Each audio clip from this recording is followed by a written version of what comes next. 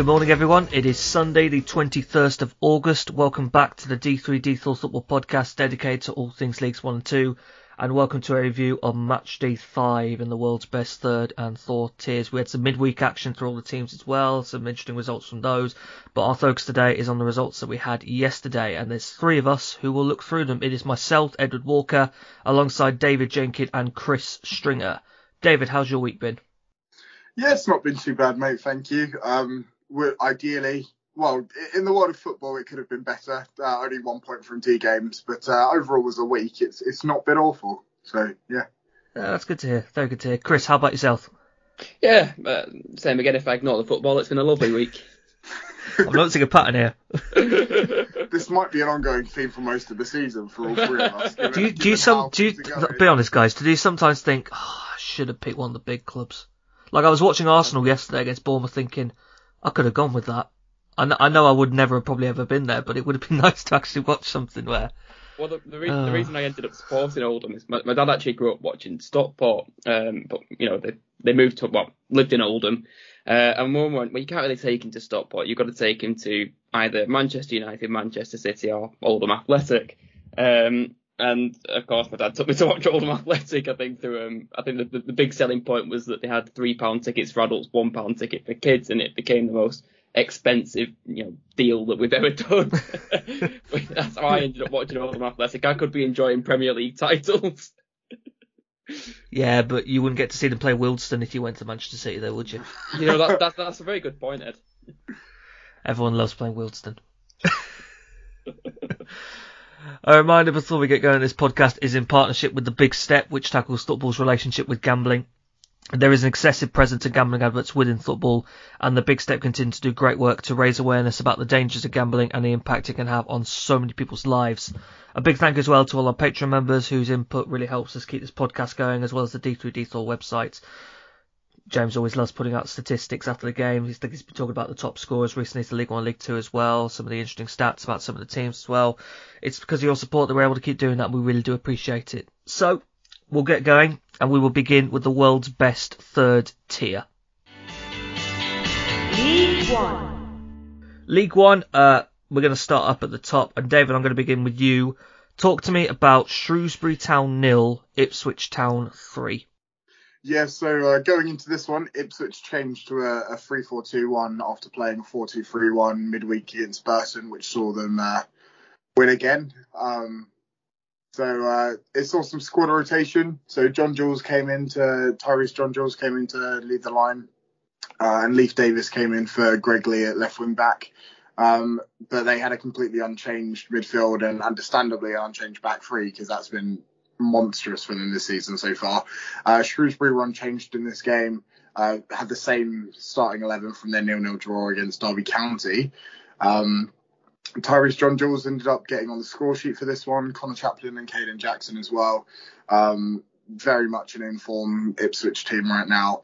But to be fair, Shrewsbury just couldn't deal with the driving runs from Ipswich, which was quite apparent from their goals as well. I think it's definitely worth mentioning, though, the back three of Ipswich that I just mentioned before, Donassi and Wolfenden and Burgess, because they've just been spectacular. Since Kieran McKenna came in, he's had 29 games and kept 16 clean sheets. So that probably didn't help Shrewsbury in this one, but I'm kind of worried on Shrewsbury's front as to where the goals are coming from, because they're kind of like similar to my own club, but they failed to score in in 4 of their 5 opening games this season. So it's not looking good on that front for them. It's kind of worrying that we still have similar questions about Shrewsbury, don't we, really? Are they as efficient a side as they can be? Is there depth there in attacking areas? Well, they've got players that can definitely do some things in those areas, and we've seen like Udoy do stuff in that area before. It's just, for some reason, there's just something that isn't clicking for them this year. Seems to be quite a thing to me under Steve Cottrell that they take a time to get going. I do. Yeah. I carry faith in them as the season goes on, but certainly on this occasion against Ipswich here, I think I remember seeing Salopcast saying it looked like they were playing the eventual champions. I mean, Ipswich have had a sensational start to this year. On Tuesday, I was at the game at the Pirelli. They had to grind for it, but made it life very difficult for them, and it was a moment of quality for Marcus Harness that decided it. But in this game here against Shrewsbury, they just ran riot. And I love Tyrese John Jules' first goal. Fantastic movement from him. Such good individual skill, though, wasn't it? You know, he almost danced for everyone. Oh yeah, fantastic. Just to dance for everyone and just placed it very nicely across the keeper. I enjoyed the advert for this match as well before. What was the advert? It was, the Shrewsbury take on the Titans of Ipswich. Oh, yes, yeah. Anyone that, likes that kind of thing, go and have a look at the advert before the match. It was the Battle for the Northwest as well. It's the Battle of Ipswich. Northwest. No, Ipswich looked sensational at the start of the season. This is an impact that goes back into last season, actually, with Kieran McKenna coming in. And that team at the minute looks formidable. And I love that, like you say, David, that there's the chance to have Leith Davis or Greg Lee as wing-back options. Denassi and Burgess on the outside. That back three is sensational. When you've got Harness and Chaplin as attacking midfield options behind John Jules. But you look at the options on the bench as well. Sonia Luco, Kyle Edwards, Caden Jackson, Freddie Ladapo. It's a bit of a joke, really, isn't it? Unfair. I just think it's mental what Kieran McKenna's done in a relatively short time of coming in. But like the fact that, that the way they're only able to play those driving runs at oppositions because they've just got such a solid defensive standpoint. 16 clean sheets in those 29 games is quite. Yeah, I think Lee Evans and Sam Morsey deserve a bit of part for that. They're very much metronomes in the centre of the park as well, can really keep things ticking when they get control of games. Yeah, it's just been generally very impressive from them so far, and I imagine it will continue on. It's just I think the question is more who's going to stop this Ipswich team than it is who's not at this point. Well, since that opening day draw with Bolton, they've gone on to win every league game since without conceding, actually. Let me just check. Oh, no, there was a goal conceded to Forest Green, but it's been sensational for Ipswich so far, and there's reasons to feel very confident about them going forward, certainly. Another team to feel quite confident about going forwards at the moment, currently sat in second place, are Peterborough United. They smashed Lincoln City yesterday by 4-0. This was a brace of the two strikers, 2 for Jack Marriott, 2 for Jonathan Clark-Harris as well. It was Jack Marriott who got the Opus. Superb control and a finish from a tight angle. There was a moment, mistake from Lucas Bergstrom at the back, but Frankie Kent made his blushes there. But then it became the Peterborough show at the other end, and Joe Ward particularly pressed in a wing-back role as well. He was fouled for a penalty, which Johnson Clark-Harris converted. Rolled the ball across then to Clark-Harris to get a second before our time. And then Jack Marriott going behind in the second half to make it 4-0 to Peterborough, and they ran riot. I find myself looking at Posh's 3-5-2 formation, a little bit like Ipswich. I'm just shaking my head in disbelief at what's available to them. It's incredible, really. I remember Grant McCann right at the start of the season talking about his belief that he's got the 2 best strikers in the league, and well, yesterday can be used as pretty good evidence for it, really. There were braces, as I said, that both Jonathan Clark-Harris and Jack Marriott. Clark-Harris leads the league at the moment with 5 goals now. Marriott's on 3. It's not a surprise, really, to see them so dominant when you see that supporting cast behind them they've got as well. Joe Ward and Harrison Burrows in his wing-back roles as well. You've got a midfield 3 of Jack Taylor, Giando Thukes and Ben Thompson in midfield as well. Nathan Thompson, Ronnie Edwards and Frankie Kent in that starting backline. They've got a perfect home record currently, have Posh. 3 games, 3 wins, 9 scored, 0 conceded. Wow. Absolutely loving life at London Road at the moment. Lincoln, I've got one word here in my notes. Ouch. Yeah. That's how I feel about them after seeing this, really. That's a heavy defeat, but I don't think you can really call that season defining getting beaten by Peterborough United. It's going to happen, you think, to quite a number of teams this year. It's their first defeat of the season after collecting 6 points from Thorley against Pryor. That's a pretty decent return, I have to say. They've got a second round League Cup tie Barrow coming up on Tuesday. I don't really find myself with any super strong concerns about them at the moment, certainly when compared to other sides in League One. I think they're going okay under Mark Kennedy, and there's areas to like, certainly. I like the wide options in this team, certainly with Anthony Scully and Jordan Garrett. They had a very good win at Oxford on Tuesday as well, which means that a defeat like this today doesn't really dampen things too much on them. But another example, really, of the firepower that Peterborough United possess, which we can't say we're surprised about, really. That's all. Chris, Portsmouth 3, Bristol Rovers 1. Well, I think faith's starting to grow a bit of Portsmouth now. I mean, we put them down for a mid-table finish, up a sort of top-half finish. But they're unbeaten so far. They're coming in off the back of 3 wins. An absolute thumping of Cambridge midweek, I think 4-1. So I think faith is really starting to grow. I mean, before I get into this match too much, I just want to send our best to Louis Thompson. Absolutely. He went off with a broken leg yesterday. I think play was stopped for 7-10 minutes. Didn't look nasty, so hopefully he gets on well. But they came into this match really wanting to show Bristol Rovers, who have been starting all right, what they're made of. I know Dan Cowley before the match was saying how Joey Barton's been speaking of getting Bristol Rovers into the Premier League eventually. So they were keen to show them what they're made of, and they absolutely did that. They had 23 shots to Bristol Rovers 8. I mean, that is absolutely dominant. And they just looked consistently dangerous. As well as the highlights of this match, I was watching a couple of the fan videos, and it just looked like a constant bombardment on Bristol Rovers, particularly down that right wing. And they looked consistently dangerous. Their first goal coming from a corner, and the second one coming down that right-hand side, constantly looking dangerous, set pieces and with crosses. And that's not actually, all of this dominance from Portsmouth isn't actually saying anything bad about Bristol Rovers, who I thought looked pretty good. And also I've got Bristol Rovers down here as playing a 3-3-3-1. It was a bit strange, yeah. It was. I've never seen this before. They had Colin and Evans sort of in that attacking midfield role, playing the wide bit. It was a slightly strange formation, but as I say, I didn't think they looked bad. And Marquis on his return got an assist for Collins. And Portsmouth was certainly the better side, but really the tipping point was a penalty where I think actually Bristol Rovers were a bit unlucky, not in the decision making of the referee. It was certainly a penalty. It was one of those where there wasn't much else the defender could do. He puts a foot in for a tackle and slightly mistimes it, but it was just such a fast attack from Portsmouth, and then that sort of turned it, and they got that final goal, as I say, from across. That third goal I love, by the way. I love it as well. I mean, it's a lovely through ball, cross across, and then a header sort of to the opposite side as the motion of the goalkeeper into that top corner. It's lovely. The only real downside for Portsmouth, as I say, was that one goal where actually their defence looked a little bit disorganised. But I think they could be really confident with this. They look like a very good side. Yeah, Pompey looked really, really good at the minute. 2.5 XG generated yesterday Wow. compared to Bristol Rovers 0.36. A perfect example, really, of the dominance you were talking about. As I say, 23 shots to 8. I think that says it all. Incredible, really. And David, Conor Ogilvie, really catching the eye, I think, recently for Pompey at left back. Yeah, we could really do him back at Bristol, to be fair. I'm still really Mr. Obvious again. Yeah, I'm still really quite hurt that he went, but understandable when he's putting in performances like this, like absolute bullet header into the top corner in this one, wasn't it? That's lovely. But he's I think he was, he had a bit of a rocky start there when he first moved there last year, but he seems to be doing really well now, and I'm chuffed for him. Love the spine of this Pompey team as well. Josh Griffiths sat behind Michael Morrison, Sean Raggett as well. Marlon Pack still impressing in midfield. Yeah.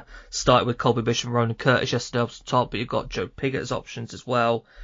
Yeah, Portsmouth look very good at the minute, and I think I've always been a bit hesitant getting excited about Portsmouth in past seasons because they've felt like a team that can go on a strong run and then follow it up with a run of 6 games without a win. But this lot, dare I say, it feels quite good at the minute. Well, I did have a message off a friend when we put them in 10th, and obviously Portsmouth fans are always, any team's going to say that they're going to do better than we say. That's the nature of predictions. But he did message me going, I think you might have got this one wrong. We're looking a fair bit stronger than you've said. So maybe he's right. Maybe he is, but it's a exceptional start really to the season to Portsmouth, and long may that continue. Chris, another one to talk about. Bolton Wanderers 0, Sheffield Wednesday 2. This looked a big game ahead of the kicking off. It was big, and I think the bold decision for Sheffield Wednesday was to keep George Byers in the team following slightly bizarre. Did anyone see this? Where he was taken off as a sub in Sheffield Wednesday's 2-0 loss to Peterborough in the week, and ended up having a bit of a fight with one of the coaches.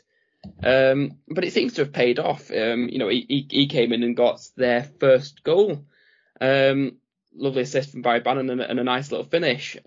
Sheffield Wednesday looked strong, although Bolton dominated possession and started the game better. But did you see this first goal? The really bizarre back pass that almost went in. They managed to clear it off, and then Sheffield Wednesday had just piled on the pressure, built from this pressure nicely, and managed to get it over to Byers, who just smashed it home.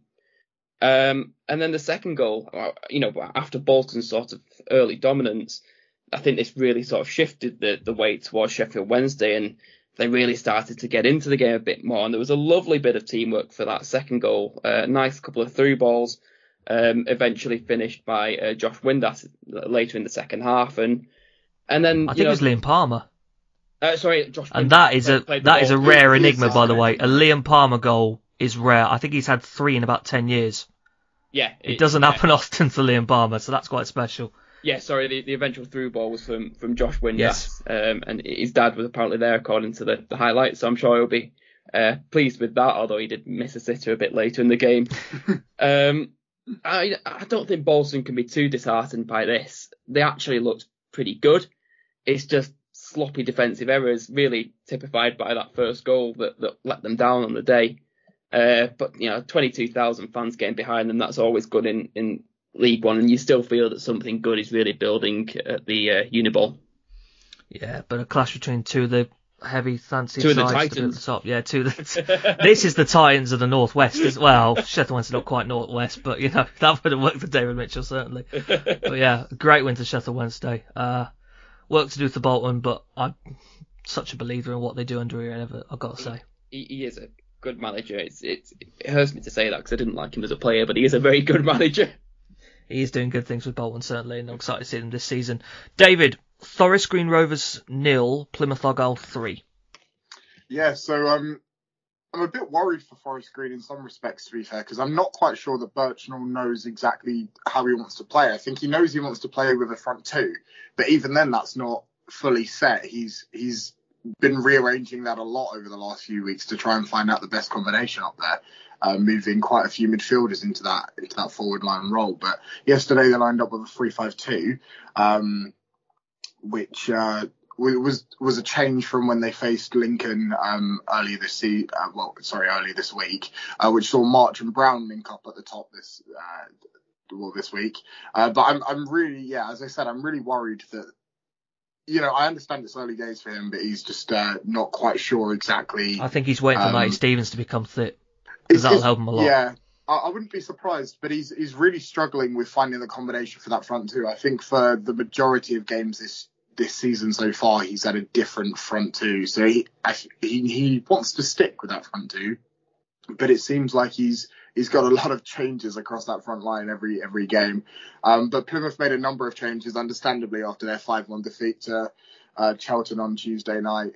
I think the particular change that I would highlight in this one, though, was the switching from Finnazaz, switching from the right to the left, which doesn't seem like that big of a change, but it really seemed to help with his partnership with Mwamba in this game. Was so well on display that for me, that was a really key part of their changes in this one. Although, having said that, 3-0 defeat for Forest Green here, which means that they haven't won a game since the opening day against Bristol Rovers. Are we worried yet? Or should they be worried? I know it's only 5 games in, but not... Four games for FGR. Of course, because of them. I thought there's teams to be far more worried about than FGR at the moment, David, I've got to say. I wouldn't be too worried. I mean, we said it'd be a little bit tricky. It's always tricky coming up into League One and transitioning. They have got that first win, which, I know it was a few games ago, but that... It was, and they gave a good test to Ipswich despite the defeat. They got a decent draw at Lincoln as well. It's been a tough few games. Playing a tough Argyle side as well. Yeah, so I think they can take a fair bit away from their first 4 games. I don't think it's time to panic yet. No, that's fair. I mean, it is only 4 games for them, as you say, as we come into this point. But I just worry a little bit about the fact that until Stevens comes back, they're really struggling to find that combination up top, and that it is just interchanging every single week. It was Hendry that moved up into that place with March last Saturday, so they're really interchanging those midfielders and attackers, and I'm just not sure that he knows what the right combination is yet. There's also a bit more time in the transfer window as well. There's Connor Wickham as an option as well. It's a bit hard on Josh March because he was the backup in League Two to the last season, really. I think they picked him up to Leamington a couple of years ago when Mark Cooper was there, and it was the hope he was going to be the next Colby Bishop, someone who was plucked out non-league and really grown up to level, and he hasn't really at the heights of Colby Bishop. He still could, he's still a decent age, but I think he's always been seen as kind of the backup, and when Forest Green have been able to have that pair of Jamil Matt and Matty Stevens up there, it's made a difference to them, and at the moment, not had the chance to do that yet, and I'd like to see how Forest Green's there when they are able to have that pair, and I'm not entirely sure how long Stevens is out for, but he'll be welcome return to him certainly. But Argyle, David, I loved all 3 goals for this. Carved them open really well. Yeah. Oh yeah, no, they looked fantastic in this one.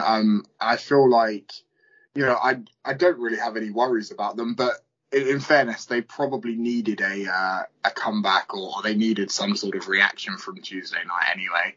You can't just lose 5-1 and not give any sort of reaction. So I think this is exactly the sort of reaction that they would have needed to give. Just in general, they looked very, very good yesterday. So I don't have any big concerns. I think, the Cheltenham defeat's probably a blip, but I think that says more about the quality of Cheltenham that night than it does necessarily about the failures of Plymouth. Yeah, Finazaz catching eye again, attacking midfield. He was great for Newport last year, and he's already made a wonderful impact at Plymouth Argyle as well. Ballymumba's still so interested as well. I really enjoy Adam Randall as well. He's a homegrown player. He's been playing in midfield. He was out on a talk, I think, 1 or 2 seasons ago, and he's really stepping up to level very well, very nicely to them. And a great 3-0 win for Plymouth Argyle on the road. David, another 3-0 win away from home, and this one really caught my eye. Barnsley 0, Wycombe Wanderers 3. Yeah, big game this one. Very possible that these teams could have switched places at the end of last year, with Barnsley coming down and potentially Wycombe going up. But alas, we're not in that situation. So Barnsley came into this one with the same 11 that they faced, or the same 11 that they put out on Tuesday. Michael Duff sticking with the 3-4-1-2, should I say. They gave them the 3-0 midweek win against Bristol Rovers. A lot of 3-0s this week, a lot of them. However, Wycombe decided to change things up from Tuesday, so they changed from a 4-2-3-1 that saw defeat to Exeter. I would go as far to say an embarrassing defeat from some of the comments that Gareth Ainsworth was making. So they changed it up to a 4-1-4-1 here. However, one notable thing in this one is probably the addition of, please don't knock me if I pronounce this wrong, but Max Stryjek, I think it's Stryjek. Stryjek, yeah. I think it's Stryjek. Jay's usually wise. The 26-year-old Polish lad coming from Livingston, making his first start in a position they definitely needed that recruitment in. Absolutely. So it was really interesting as well to see Gareth McCleary leading the line, and Wheeler pushing out onto the right, the opposite from what they had Tuesday. Obviously, right now they don't necessarily have a recognised striker. I don't think that's going to be a permanent. I don't think they can continue on like that without having, either recruiting or having someone come back into the side. But obviously with Hanlon out right now, that doesn't make that particularly easy either. It's not really been too great of a start to Wycombe overall for this season, has it? But they certainly got a very valuable 3 points on the board here. Mehmeti scored a good goal. The quality of goals, by the way. Oh, yeah. Wow. Fantastic lob goal from Dominic Gape. And it was really good to see Nick Freeman score as well, his first goal since January 2020. And for sure, it's definitely the reaction that Ainsworth would have wanted following that midweek defeat. And to do it against a team like Barnsley gives Michael Duff his first loss of League One, I believe. So they've lost both their games on the road. I think it's the first at Oakwell. Sorry, that's right. It's like 20. I think in League One I think I was doing some research and it was like in League One there's been like 26 games or so in Oakwell, and they had an unbeaten record that went back at Oakwell from 2020, like April 2020. So Wycombe have done very well to win that here. Yeah, very inconsistent start to the season to Barnsley, really. Yeah. Looked like a team that were winning at home and losing on the road, and now this defeat here, and Wycombe really put them to the sword with some fantastic quality, and doing that without a recognised striker, without Vokes or Hanlon or anyone available up top as well. Pretty damn impressive from the Chairboys, I have to say. Arguably, it could have been more here as well, to be fair, because Gareth McCleary Mehmeti probably should have got a second one. I'm still not sure how that didn't go in. Me neither. far harder to miss that one than it is to score anyway, isn't it? But such is the nature. It's the kind of clip that needs the Benny Hill music over it, doesn't it? Absolutely. It absolutely does, but nonetheless, a wicked win for Wycombe Wanderers. And another away win. I feel like half the league's won away from home today. There have been a lot. There's been a lot, hasn't there? A really notable away win was Cheltenham Town's win at Exeter City. Lone goal for them in the second half from Dan Unland-Dulu. Luke Southwood with some notable saves, so to keep Cheltenham with the victory. Cheltenham Town's first win the season, Wade Elliott's first win the season, and coming away at the side who 11 days prior knocked you out of the League Cup with a 7-0 thrashing. It is great how football works sometimes, isn't it?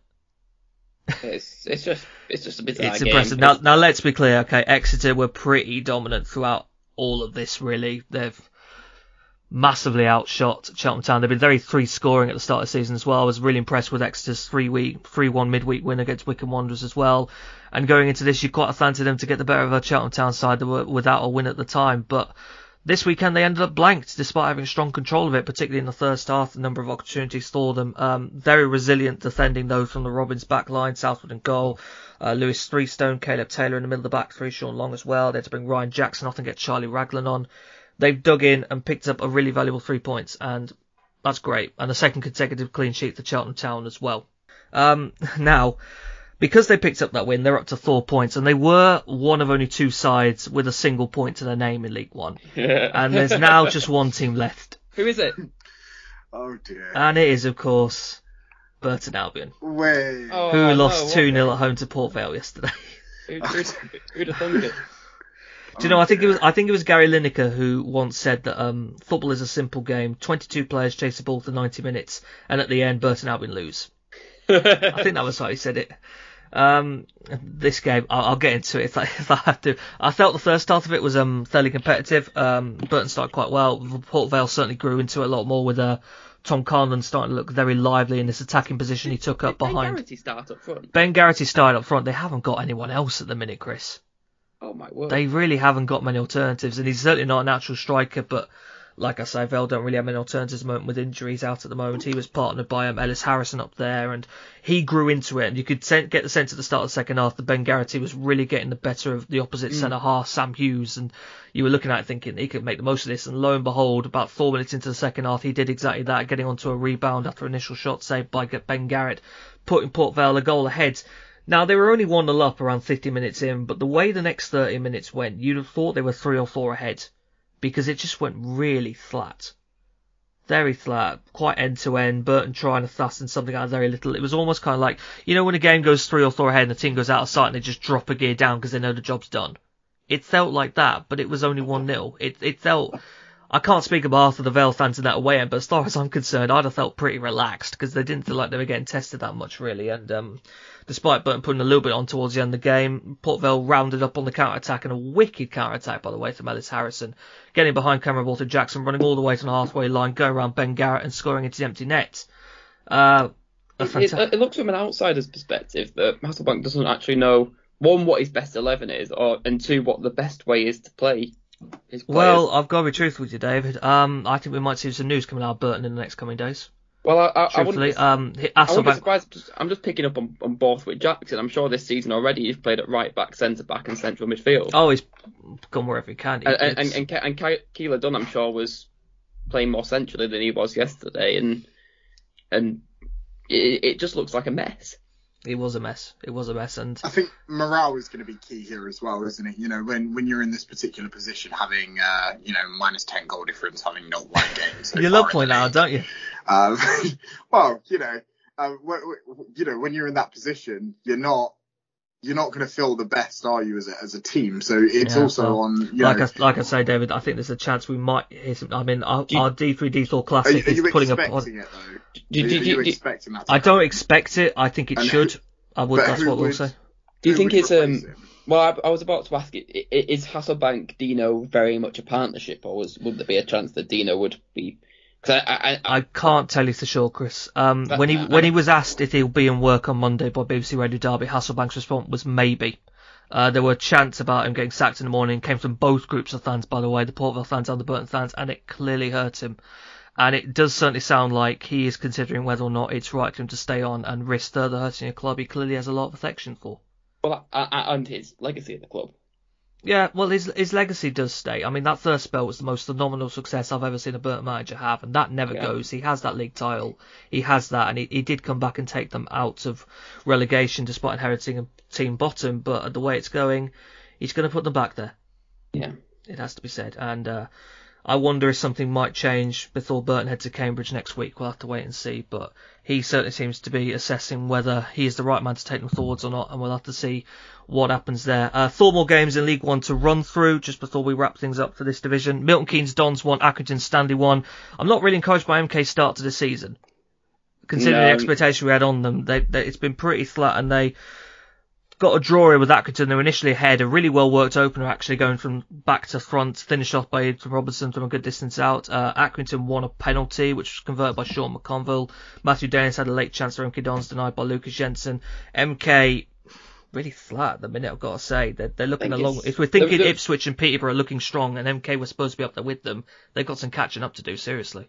Yeah, I think they're still sort of settling into a new squad, losing a couple of key players over the summer. I think they'll get there, but you're right, with Portsmouth and Ipswich and others sort of flying ahead, they need to get going pretty soon. It's not that encouraging to them at the minute, and I think there's work to do certainly for MK. They're going to catch up. Another 1-1 draw, Charlton Athletic against Cambridge. Scott Fraser with the opener to Charlton after getting on to the end of a ball across from James Stockley.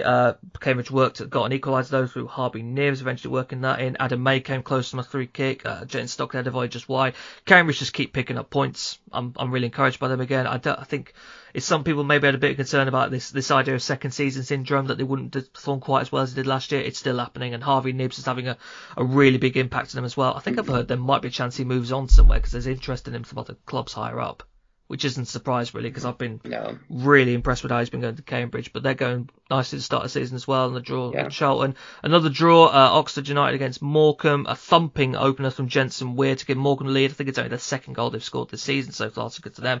But Oxford was soon back level with a corner from Carl Joseph. Oxford massively outshot Morecambe in this game, but just didn't convert enough chances to win. And a bit like MK, they're looking pretty below the standard we think of them having. A bit worried for them as well. Yeah. It's a team that, you'd expect to be up there, but I think James probably said it best. It's just, it just doesn't seem, there's something that just isn't clicking for them right now. And I'm not sure what it is, because largely, correct me if I'm wrong, but they've got largely a very similar squad to that which they had last season. There's a couple of note losses. You haven't got a Mark Sykes anymore either as well. He had such a big impact on them in midfield as well. I'm more worried about Oxford than I am MK. I would be as well, yeah. It's not looking great for Oxford at the moment. It's a bit worrying, stop picking up points badly. To go from that high to, I believe they were the highest scoring team last season in League One, to then getting to this point now where they're getting the shots, but they're really struggling to convert those chances. Yeah, talking of converting chances, actually, the other game to talk about, Fleetwood Town 0, Derby County 0. Derby have created a ton of opportunities over the last 2 games. They had that midweek goalless draw at Shrewsbury as well, and then this draw here. Derby fans are pretty understandably disappointed that they're not taking a high number of chances they've created recently. I personally, though, would be quite thankful that you've gone to Fleetwood and you haven't had to come back without hearing that pugwash music. Yeah, because I'd agree with that. We can all speak that is something that normally hits you. That's your reminder of the level you're at when that Fleetwood music hits. So to come away from Fleetwood and not have to hear that, yeah, you haven't got your win, which you probably wanted. You had a lot of chances with people like Hurahan, Collins, Knight, McGoldrick as well. But to come back and not have to hear that pugwash, you should be very happy, Derby fans. You just have to ask Sunderland fans how tricky it is. Anyway, I remember Hull going there. I think they got beat 5-1 when the season Hull were in League One as well. That pugwash can get you. I forgot about Hull in League One, yeah. Yeah, that was a lone season. I think Derby are hoping they can have just lone season, but it's been an encouraging start. You've got to remember they assembled that squad very last minute, and there is a lot of quality in it. And there nearly wasn't a Derby county to play. There very nearly wasn't Derby, but 2 goalless draws. It's going okay for them so far. They're up in the mix. League One table, I'm not going to go through it in depth. I'm probably going to wait till about 10 games to do that, but we'll give a mention to the team leading the way, Ipswich Town, 13 points from possible 15. Great start. Peterborough in second on 12. Portsmouth on 11. Sheffield Wednesday on 10. Strong start from 4 teams. We maybe, aside from Portsmouth, we had a little bit lower expectation of, but they've started very strongly, and I hope that continues for them. So let's drop down and take a look at the world's best 4th tier. League 2. Right, League 2, we're going to begin at the county ground. Chris, you've got two options here. Do you want to talk about the game between Swindon Town and Rochdale, or shall we begin with the big news that came out of Rochdale during the week? I'm not sure there was so much as a game as a domination. But yeah, I mean, the big midweek news was that Rochdale have parted company with Robbie Stockdale. Not a great shock. I know some have raised an eyebrow that it's happened so early in the season, but really it's coming off the back of last season. It stretches back into last year, doesn't it? He's only won 16 games out of a possible 59, which is really shocking, and hasn't won a game this season in the league. Although, you'll be glad that I remind you that they did beat Burton. All right. In the Cup. All right. All right. But they do just look so poor. I mean, watching over the highlights of some of their games, they really do remind me of Oldham last season.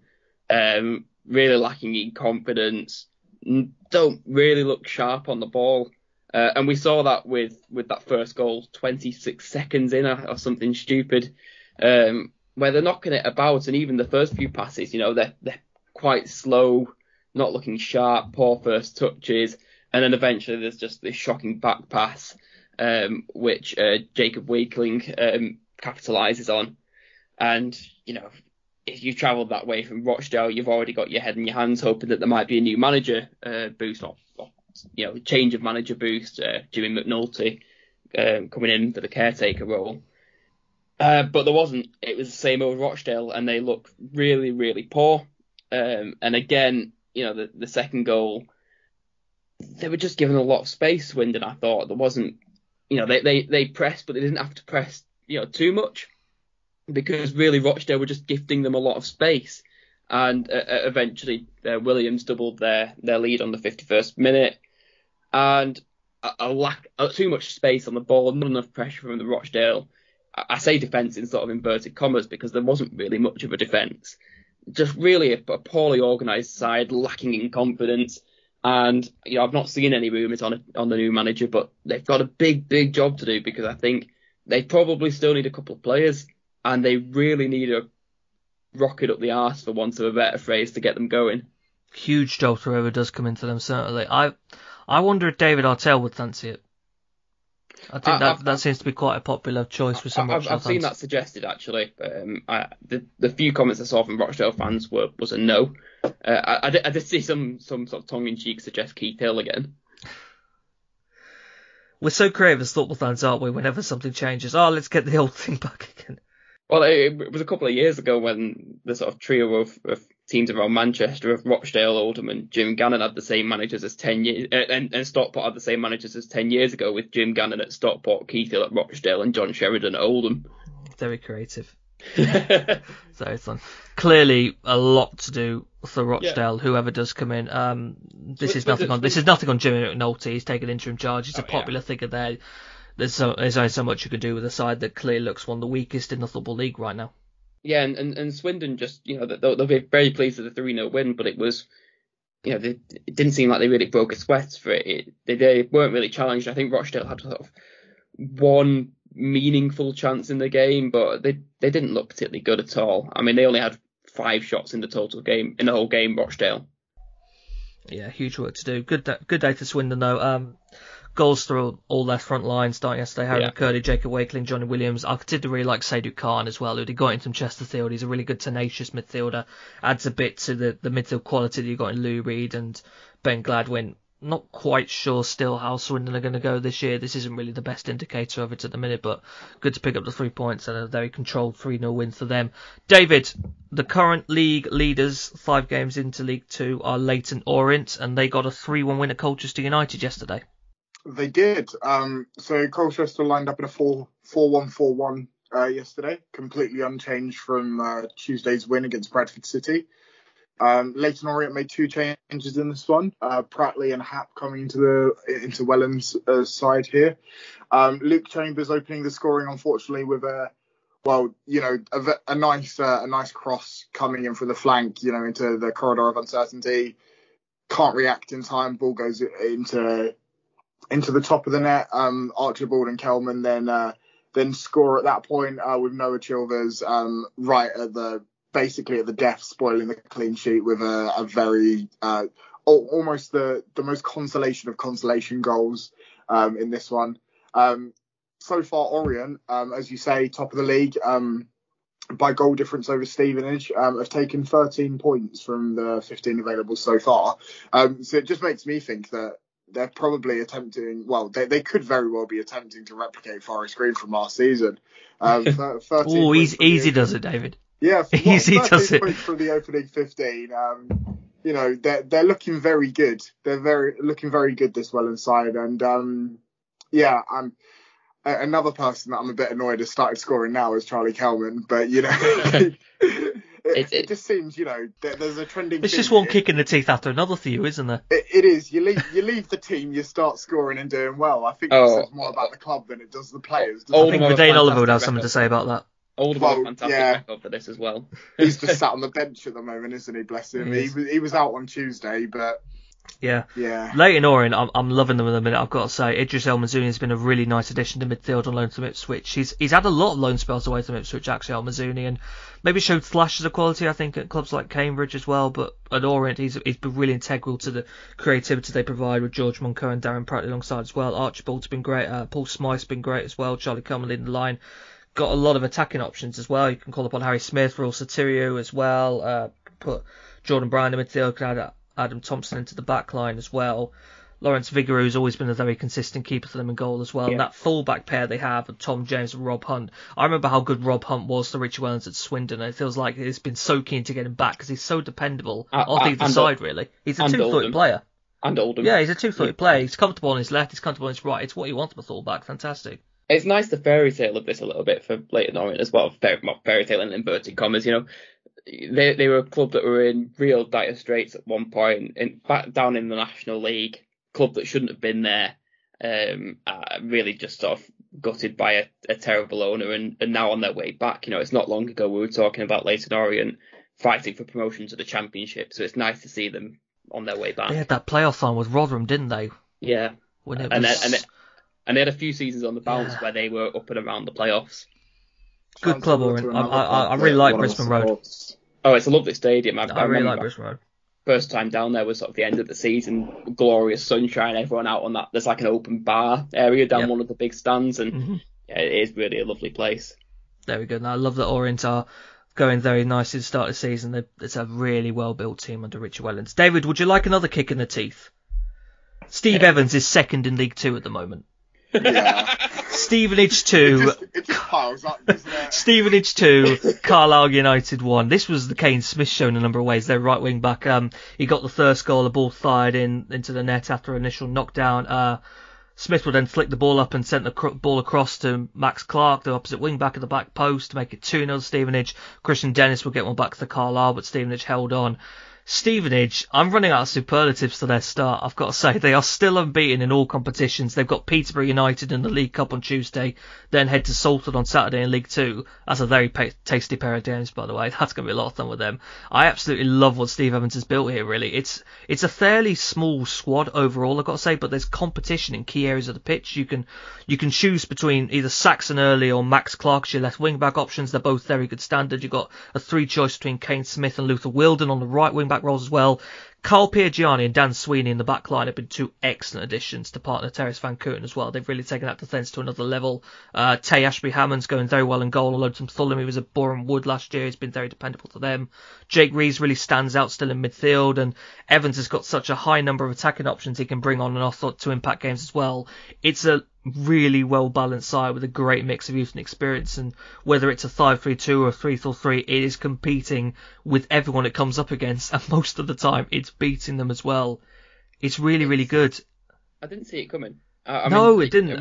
I think we knew they were better than last season, but I didn't see always felt they'd be better than last season, but the way they've started this is sensational, really. I think Steve Evans, as I think I mentioned before, is making really good use of the 5 subs rule. He's able to get so many attacking options on if they need to impact games, they can do. And Luke Norris leading the line as well. They have Danny Rose and Jason Roberts alongside him yesterday. You can call, not Jason Roberts, sorry, Jordan Roberts. You can call upon Jamie Reid as well. Like I say, Elliot List is still out injured at the moment, so I can't wait to see what he does when he comes back in as well, but they're going great. Carlisle, really hit by injuries at the moment. Got to say, it's the second consecutive game for them where we've had to see 18-year-old Jack Ellis start in their back line, and that is something that just wouldn't happen if they had more fit and more match-fit defenders available to Paul Simpson to use as well. We got to see Paul Huntington come on through his first appearance to Carlisle, and got to see new boy Duncan Idahen come on from the bench yesterday as well. They need to get to full speed before they probably get going, I'd imagine, under Simpson's Carlisle side. Currently with our own Moxon in midfield as well, has had a good start to the season, but another goal to Christian Dennis. And if you take out their midweek game at Grimsby Town, which was abandoned due to the weather, and I do take it out because it hasn't counted, Christian Dennis has still scored in every single Carlisle United game this season. It's pretty impressive from him, I've got to say. 5 games, 5 goals, right? 5 games, 5 the goals. Cup game. Yeah. Yep, including the cup game, and they scored in every single Carlisle game so far. So he's having an excellent personal return, and with Ryan Edmondson out injured as well, it's been him and Amari Patrick in the line, and he's having an excellent personal season so far. Very nice to him. And okay for Carlisle so far, but a defeat to Stevenage at the moment is not something to be too down about, because Stevenage are one of the best teams in the league at the moment, and it's really impressive how Steve Evans has built for them. David, talk to me about Doncaster Rovers 2, Salford City 1. Yeah, good game here, to be fair. Doncaster seemed to be sticking with the same sort of formation, that 4-2-3-1 that they seem quite favourable of at the moment. With the only real big change for me is Tommy Rowe and Kyle Hurst switching flanks in this one. And it really seemed to pay off for them, to be fair, with Kyle Hurst getting getting a brace in this one and his first 2 senior goals to end Salford City's unbeaten run in the league. Did he mean that first one, do you think? I don't know. That's the truth of it. Only he knows that, doesn't he? It's easy to speculate, but I'm sure if you asked him, he'd say 100% yes, he did. But you can only speculate.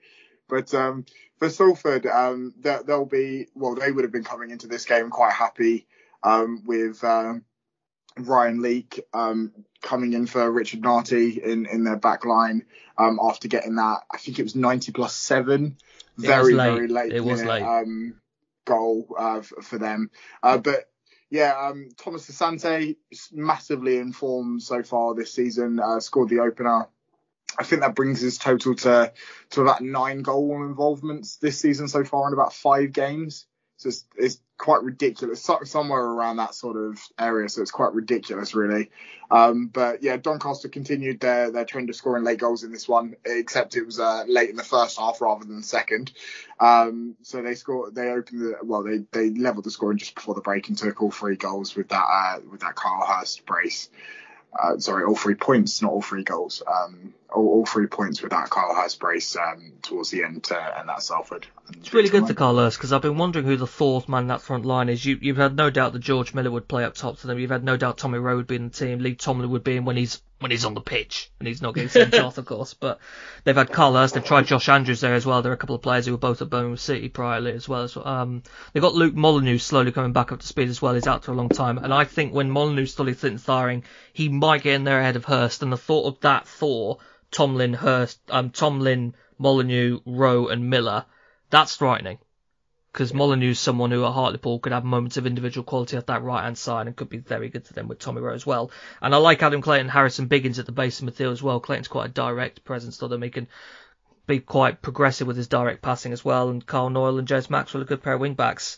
David, it's been a pretty nice start to the season really for Doncaster. They've gone better than I think people would have probably expected.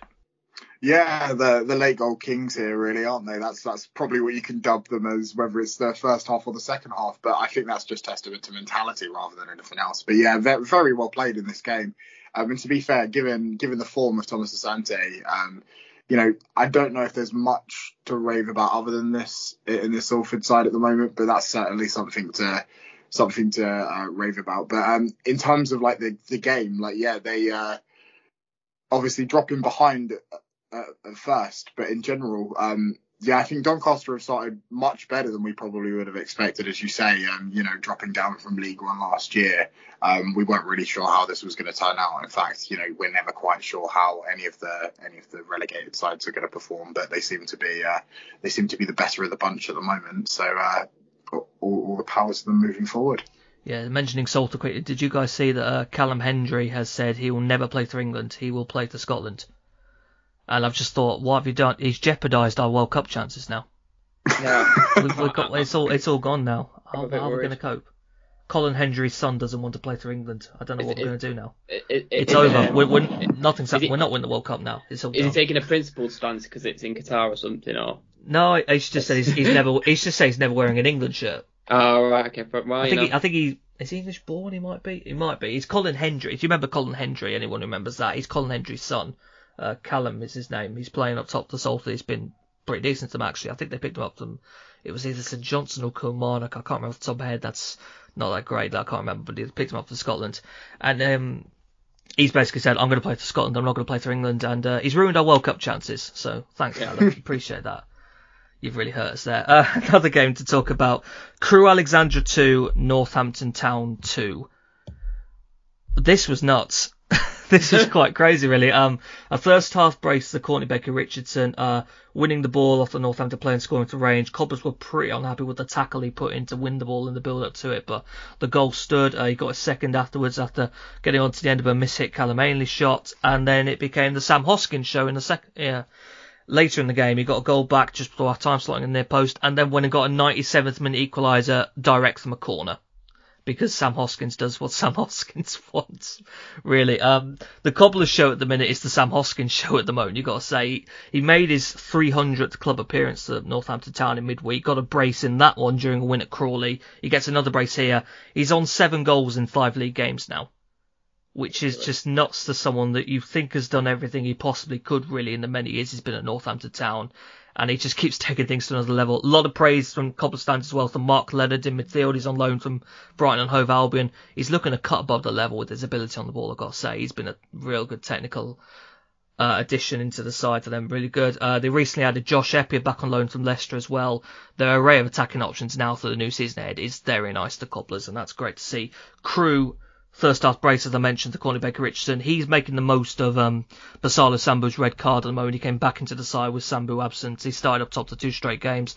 And this brace yesterday adds to the winning goal he got against Sutton in midweek. So I always thought it'd be quite good for them. He had some patches of really good performances for Newport County last season, partnered alongside Dom Telford.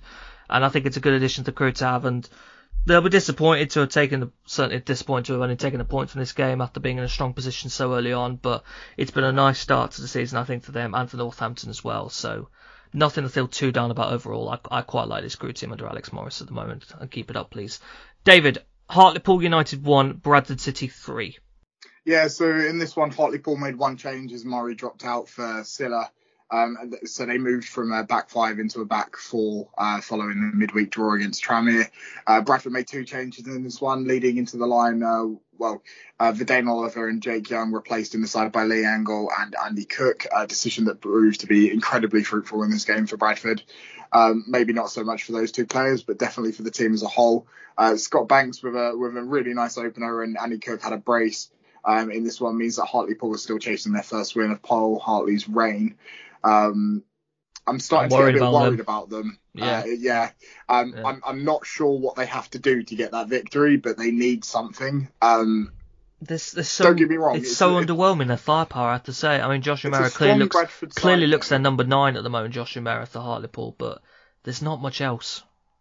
No, I mean, it's hard to gauge it against a Bradford. Like, Bradford City have done some good recruitment and they looked pretty strong, but I don't know whether that's just because Hartlepool are kind of not really firing as much as you'd like them to if they've got any chance of, doing something. But I guess, 5 games in, but it's still not looking, this Hartlepool are probably the team other than Rochdale that I would say that I'm most worried about in this division so far. I'm not really sure where the points are going to come from. And they've got to get something's got to give at some point. But I'm just not sure where that comes from. What do you guys think? I'm slightly concerned that it feels like one of Hartlepool's biggest goal threats are their fullbacks, Jamie Sterry and David Ferguson. Ferguson got Hartlepool's goal yesterday, of course, but they're a good pair of attacking fullbacks actually. But it's up that top end. I'm not really good about him. I think the Wes McDonald signing could hopefully be good. He had real flashes of quality at Walsall a few years back, and we saw how it looked quite good to the level. Not really worked out at the same level at Morecambe, but hopefully it can be restored at Hartlepool. Jake Hasty on the sides looked okay. Nicky Featherstone's nice in midfield. They put Callum Cook in a more advanced position, which I think could hopefully work for them. But again, there's so little in terms of firepower for Pools. It does worry me a lot. I think it just worries me a little bit as well that they changed from a back five to a back four. You're saying that obviously the wing backs are the ones that are the biggest goal threat, but they've changed from a back five to a back four, and they've conceded more. Well, understandably, they've conceded more than they would necessarily in a back five. But the fact that if their fullbacks and their wing backs are their biggest strength, like it seems strange to me to change into that 4-2-3-1. I think availability played a part in that, David. I think if Ewan Murray had been fit to play, he probably would have gone in there to the back line as well. They might have gone with a 3. They've had a bit of an problem with some issues, with some injuries as well, especially right at the start of the season. But it's not looking great for Hartlepool at the moment, but it's looking a lot better for Bradford. And it's clear to me that Andy Cook needs to be their starting striker because Verdane's not clicking yet. I hope he does. He struggled, to be fair, last season at Gillingham, and I think it very much depends on how you want to play him. He's one of those players that if he's getting the service, and if you've got people that are pinging crosses in, then, one of those players that, you're guaranteed to get them to win aerial duels. I mean, statistically, he's been a monster for aerial duels over the last few seasons. But I think he's one of those players as well that you have to play him in a very specific way, in a very specific role. Otherwise, it just doesn't click for him. So I think it just takes some time, obviously, for Bradford to get used to exactly where that fits into their system. Yeah, feel a bit to Lee Angol as well. Naturally a striker as well, but because of the options he's got ahead of him, he's been utilised out wide, and I don't think that's fully him at his best. I mean, you've got Scott Banks and Harry Chapman who are more natural wide players to me, but Angol plays out there because he has to get into the team somehow, and it's maybe not getting the very best out of him as well, but he's contributing as much as he can, and Richie Smallwood still catching an eye in deep in midfield as well, alongside Alex Gilead. Good win to Bradford, certainly. You mentioned now you're concerned about Hartlepool. A team I've got concerns about really are Crawley Town at the moment, who are really taking ages to get up to speed. They were beaten 2-0 by AC Wimbledon yesterday. Mistake playing out on the back exploited by Nathan Young-Coombs, who's on loan from Brentford. He's continuing pretty fine personal form for himself. He fed in Josh Davison later in the half, but that was denied by Corey Adine goal. Wimbledon got their second through an outstanding free kick from their midfielder Ethan Chislett, and Crawley Town finished the game with 10 men after 2 yellow cards to Tony Craig. Crawley, I'm getting worried about them pretty fast. I mean, Kevin Becci clearly has a style he's trying to implement in there, but you have to start asking whether he's got the personnel available to really do it effectively at this level. Is it worth making these sometimes pretty fatal mistakes that can come when they're in possession for the limited number of high quality chances that can get created at the end of it? I mean, Crawley are pretty light on the senior defensive options at the moment as well, especially after this red card to Tony Craig. They really need points sooner rather than later, because this is looking the complete opposite of what certainly the club and the owners would have expected to be. I'm pretty concerned about them. Wimbledon, though, I really like the first 11. Fantastic free kick from Ethan Chislett, who's looked good when he's played in midfield alongside Paris Macomer and George Marsh. The form of Nathan Young-Coombs recently means that Wimbledon are in a situation really where they can have Ayuba Sal on the bench, and it's not seen as that major a problem, really, that they can have Young-Coombs playing there instead. That's quite good to know. I do find myself having maybe some small concerns about the overall depth of the side. The bench is mostly made up of quite a lot of youngsters, Johnny Jackson's team, and I do wonder if that can maybe impact them as the season goes on. They've got a very strong competitive first 11 available, but there's not that much else alongside them at current. But great for them here. Great win to Wimbledon. Crawley need points badly, and maybe change the style. They worry me a bit like Rochdale at the moment. They look very, very weak. They're looking very ineffective. It's poor, and with limited defensive options as well, not great. I'm not sure. I mean, I've been sceptical of this takeover since it came through, so maybe I'm a bit biased, but I think they're a little bit distracting off the field. Potentially, yeah. Some of the Wagner United tweets that get put out every now and then are a bit odd, aren't they? Yeah, I think. Yeah, but maybe I'm just biased though. Maybe. It's not going to go to Crawley. They're doing it to pick up pretty soon. Chris, Mansfield Town 2, Stockport County 1. Well, it's a bit of a tale of two towns, so to speak. Mansfield have started the season pretty well now. 3 wins, 2 losses. They've bitten us too many times, so I don't want to get too excited about them too early. But they looked good yesterday. On the flip side, Stockport are still not quite adjusting to life in League Two. If someone invents time travel in the next few days, could you let me know? Because I've got some tweets about Stockport that I need to stop myself from posting. They're making me look like a right tit at the moment. I've got to say. They're really frustrating because, they're not a bad team. They're playing good stuff. And several games this season now they've gone in the lead, and they did so again yesterday with an absolute screamer from Anthony Sarcevic, the Manchester Messi, I've heard him called. But Challoner rightly blames County's defence, and that's not to say Mansfield weren't good yesterday, because they were really impressive. But the defence on the two goals was really, really sloppy. They were within a minute of each other, 2 minutes of each other. Just really poor shape from County's back line. And I think actually on the day, Mansfield probably should have had more. And it comes off the back of a 5-2 win against AFC Wimbledon midweek. And as you say, with your last analysis, Wimbledon are actually looking pretty good themselves this season. So I think that was a very strong win for them. They've beaten a County side that, despite their failings at the back, are still a good side, and I think will get going soon, although they need to get going sooner rather than later if they're to get out of this rut. I think we can be quietly optimistic about Mansfield this season. I hope so. Not full strength either, Mansfield, I've got to say as well. I had to have some alternatives in there as well. James Perch in the back line. Midfield 3 yesterday of Ollie Clark, Anthony Hartigan, George Maris, George Lapsley in attacking midfield. No Reece Oates, so Will Swan was leading the line as well. He's had quite a decent impact. He's on loan from Nottingham Forest to them. Stockport I'm getting really annoyed about. I mean, how can you take the lead in the 53rd minute and 3 minutes later you're behind? It's a problem. It's a big problem. It's really frustrating because they are playing good football, and they are for sure a good team. They're just not getting the points on the board yet, and ultimately that's what it's all about. And if they don't start doing that soon, they're going to start getting more and more frustrating, and it's going to be harder and harder to turn things around.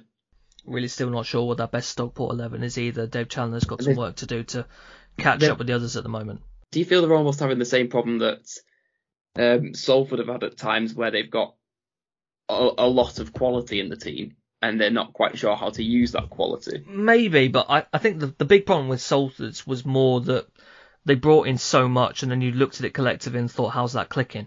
Yeah, that's true. That was the big problem for Salford in those first couple of seasons they had in League Two, and they have started to address that. They've been much stronger in their recruitment the last couple of seasons, but Salford's approach, certainly when they first ended EFL, was let's just get in players who are above League Two level and then try and mash them all together, which you can probably get away with lower down in non-league, but you can't get away with at Football League level. You can't. No, not at all. Not at all. Stockport have got some work to do, certainly. Chris, another game to talk about, another 2-1 win. Newport County 2, Tranmere Rovers 1. Yeah, going to start with highlighting Thierry Nevers, who signed for Newport in the midweek. He, by most accounts, really impressed on his debut yesterday, his senior debut, I think, actually. So yeah, they'll want to keep an eye on, I think. Tranmere dominated in terms of possession yesterday, but actually only had 5 shots. They were really quite wasteful in how they approached the match, and Newport really needed a win and got it. Impressive performances from Mariah Welsh and Omar Bogle, both hitting the target with their 2 goals, and also you can argue Newport got 3 yesterday with an own goal from Aaron Lewis. So Tranmere probably started the sharper, and forced an own goal really, really well. But I think Newport were given a real kick up the arse by that own goal, and it was just what they needed. Bit of a scrappy first goal, and then a penalty for the second, which I think they worked really well for. Real nice bit of possession play building up to that, and came away deserved winners. I need to apologise to Tranmere Rovers fans, because I mentioned this in midweek after their defeat to Salford that Newport had lost their last 6 consecutive home games stretching into last season, and Tranmere fans saw it and said, well, we know what's coming now. And, yeah, I'm sorry, Tranmere fans. I might have tempted fate with this a bit. But Newport, no, very good to them. You mentioned Thierry Nevers there. Chris, yeah, I'm electric as far as I can tell. Very nice, and someone who can play out wide or in attack or in striker position as well. Yeah, I think he started up front yesterday, and he looked like a constant threat from the clips I've seen. And I know Newport fans have come away really raving about him, saying he's a big talent. So I want to watch for certain. But that's an impressive way to introduce yourself to the professional game. Yeah, very good. Very electric. On loan to West Ham United. We've been asking about who maybe that partner for Omar Bogle is. Maybe him. Yeah, certainly. Could be the attacking impact that Yeah. James Robury's looking for, and good for Newport to finally pick up a win at Rodney Parade, because they've waited literally months for it. It stretches back into last season as well, so to pick up there, something to build on. Let's hope Much so. needed. 3 more games to run through. Barrow 1, Harrogate Town 0. Wind had quite an impact in this game. I think Paul Tharman very nearly scored from a goal kick. Had to be tipped over by Pete Jameson. Can you score from a goal kick? I think you can. I'm not sure. I'm gonna have to check this. You can't be offside from a goal kick, can you? So I would have thought Suppose you if can. the wind assists you, the 12th man. That's a good point, actually. I've not really thought about it, but it's very nearly. No, you can. You can do, okay. It just doesn't happen often. But Paul Tharman came close to it yesterday. Josh Gordon scoring with a cross-come shot that looped over Jameson, got the 1-0 win. Matty Dalen had a chance to Harrogate that was saved by Paul Tharman. Barrow fans, I'm sorry we can't give you a bit more love. We're a bit pushed for time. We can't give you much love for this episode, but I've got a feeling we're going to be doing quite a lot of it before the season's done. I mean, we could say the same things about Barrow as we have about Stevenage, really. It's a lovely, balanced, consistent side built under Pete Wild. Love the fullback pairing of Patrick Brough on the left and Tyrrell Warren on the right. Lot of praise to Sam Tholey in midfield as well. He was sensational. Ben Whitfield looks one of the signs of the season at the moment. I love Pete Wild so much. He's taken to this like a duck to war. It's incredible, really. I think we always kind of knew that he'd take Barrow to another level. Did we ever think he'd be this good? This is sensational. It is at the superb. moment. Early days still, but superb. It is early days, but there's so much to be excited about with them. I love sure. this team. This is so good, fantastic, and I think we're gonna be talking about this a bit more before the season's done as well. 2-0 draws to wrap it up. Gillingham 0, Walsall 0. Chances that Donovan Daniels and Hayden White that weren't taken. Lewis Walker hit the post. Bit of a sour note. Extremely disappointed to hear that a number of players' families in that away end at Priestfield Stadium were subject to racial abuse. It sickens me that we are still having to hear reports of behaviour like this, and it sickens me that people think it is something they can get away with. It is simply abhorrent, and it's a dampener on a game as well. There's been a few incidences this week, and what I'll say on the flip side of it is it's good to see that clubs are actually taking firm action against it as well. You know, because it's not something that's new to the season. It's been happening. It's just clubs I think have really started to get a grip on it. So I think that's a good thing as well, if that makes sense. Yeah, game finished goals at Priestfield. David, was there anything noteworthy about it? Probably a 0-0 the right result, would you say? Probably not, actually. I think first half both teams were pretty even, but I think second half was just all Walsall defending like a Gillingham onslaught.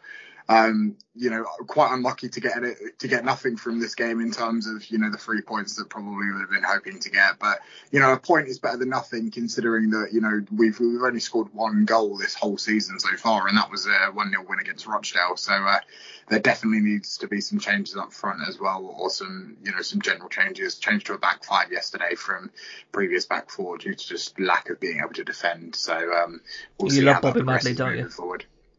I really don't. He was awful yesterday. Some really, really terrible decision making, and just no protection on players like Jordan Green. And it's some referees will give players protection, some won't, but it really shouldn't be that inconsistent. There's certainly a reason why he's not at the level he was refereeing previously. I'll leave it at that. Okay, goalless draw at Priestfield. Another goalless draw. Grimsby Town 0, Sutton United 0. Described by Paul Hurst himself as a rubbish game of football, and that's good enough for me. No, okay. An effort for Gavin Hollivan. There wasn't thorough target. Chances to Joe Kitts as well. Very poor back pass to Rob Milson. Not taken by the job by Arabi and Peppel. Goalless to Grimsby and Sutton. Grimsby had their game abandoned in midweek because of the weather. So a game in hand still. Never. What's that? Bad weather in Cleethorpes. Never. Oh, Blundell Park. What a great place, but goalless yesterday was Sutton. What was just a bad game according to Paul Hurst, so we'll just take it as that. League 2 table, not going to go through it in too much detail. Leyton Orient lead the way though, 13 points from a possible 15. Stevenage in second, separated by just goal difference on 13 as well. Barrow in third on 12. That is 2 of the relegation favourites according to the bookies pre-season that are sat in the automatic spots. And welcome to League 2. 2 former older managers and a nearly older manager in the top 3. The second man even wanted to go to Oldham again. Northampton, Doncaster, Salford Crew making it the playoff spaces at the moment. Some good to see. Massive work, as we said, the crawling Rochdale to do, and concerns about Hartlepool as well. But we'll see how that goes going forwards. And that wraps up our review of Matchday 5 in League 1, League 2. David, Chris, thank you very much for your contributions today. Oh, pleasure. Appreciate it. Really good. We hope you enjoyed it, and we look forward to hearing from you. Seeing you again next week to review more madness that is League One and League Two. We'll see you then. Goodbye.